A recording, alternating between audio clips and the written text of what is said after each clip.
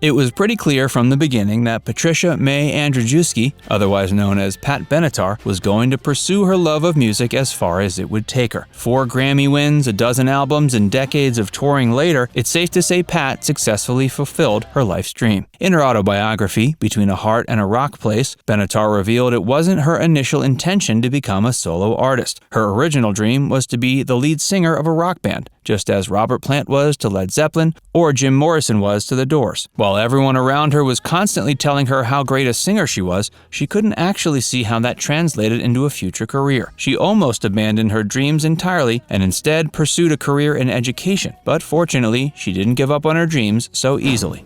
She's remarkably self-confident.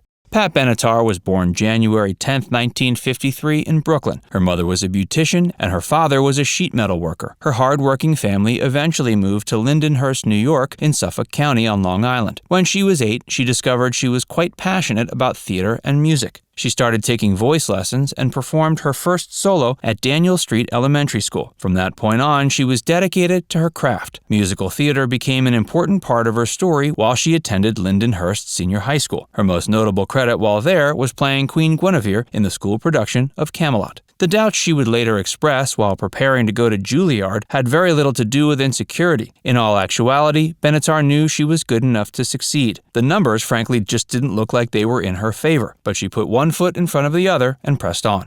Hey, if you're enjoying this video so far, be sure to give it a like and subscribe to Facts First if you haven't already. And keep watching to find out what Pat Benatar is up to these days. She worked as a bank teller to make ends meet.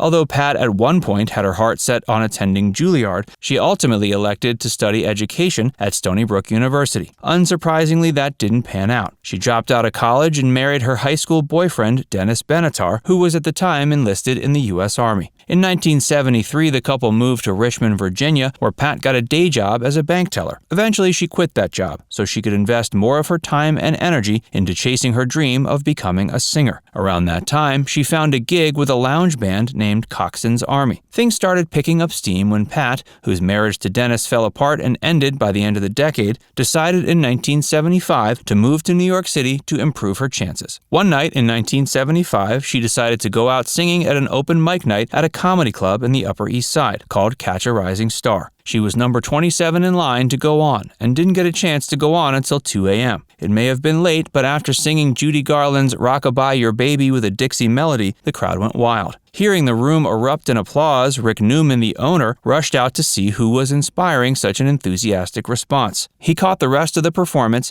and afterwards he approached Benatar and inquired as to who she was. Newman soon became Benatar's manager, and they continued their working relationship for the next 15 years.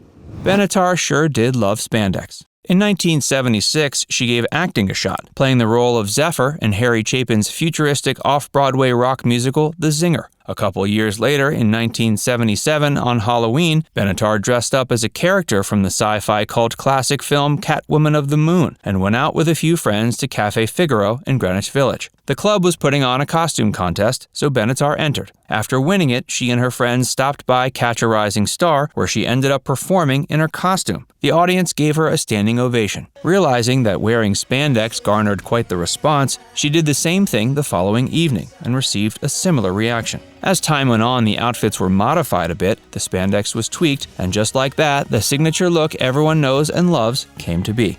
In 1978, not only was Pat regularly performing in the New York club scene, but she was recording jingles for Pepsi too. After headlining at New York City's Tramps nightclub, Benatar was discovered and signed to a recording contract by Terry Ellis of Chrysalis Records. Writer and producer Mike Chapman introduced her to guitarist Neil Giraldo, and they ended up having tremendous chemistry, first as fellow musicians and later as husband and wife. Benatar and Giraldo tied the knot in 1982 and are still married. They eventually had 2 children together.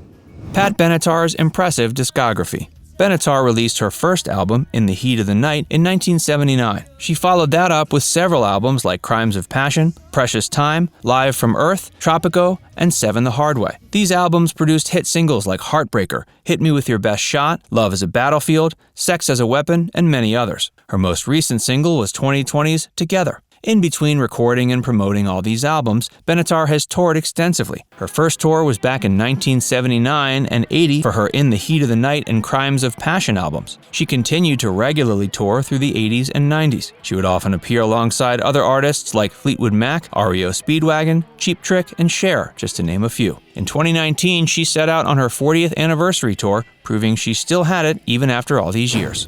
You Better Run was the second video ever aired on MTV. On August 1st, 1981, the music video for Pat Benatar's song You Better Run was the second video to be broadcast on MTV. The first song was famously Video Killed the Radio Star by the Buggles. Benatar's video was fantastically simple. It featured her and her band in what looked like an industrial warehouse while playing the song and jamming out to it. There's one detail that stood out though. She rocked her signature black spandex pants, thus introducing the look to the masses.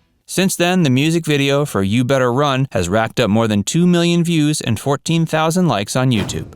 Timing is key. Pat Benatar believes that her success was largely due to the timing of her arrival on the music scene. When she first started making waves in the industry in the late 70s, the women's movement was going strong. Benatar and her fellow female stars were the first generation of women who grew up indoctrinated with that ideology. From her perspective, women were the same as men. In some ways, she even suspected they might be superior. So she set out into the world with that in mind. Flash forward 40 years later to today, Benatar can look back at her career, complete with its successes and failures, and no doubt feel incredibly accomplished. Not only has she experienced professional success, she's also maintained a marriage that has stood the test of time. She's been blessed with 2 incredible children, too, who mean more to her than practically anything else. At this point, she has nothing left to prove. She's achieved everything she set out to find. She's been a singer, lover, businesswoman, daughter, friend, wife, and mother. Her music is ubiquitous. Benatar's music has been featured in everything from video games, movies, TV shows, and commercials. Love is a Battlefield can be heard on South Park, as well as in the romantic comedy flick 13 Going on 30. The song was also included in the soundtrack for the video game Grand Theft Auto: Vice City Stories. Benatar's song Heartbreaker was featured in an episode of Charmed, in which Benatar and Geraldo also made cameos. And since her songs have been included in pop music-oriented video games, such as Rock Band and Guitar Hero, her music is now being introduced to an entirely new generation of music lovers. Now it's time to hear from you. Let us know in the comments section which Pat Benatar song you like the best. And before you go, make sure you give this video a like and subscribe to Factsverse if you haven't already. Click the bell icon to stay updated on all our latest content.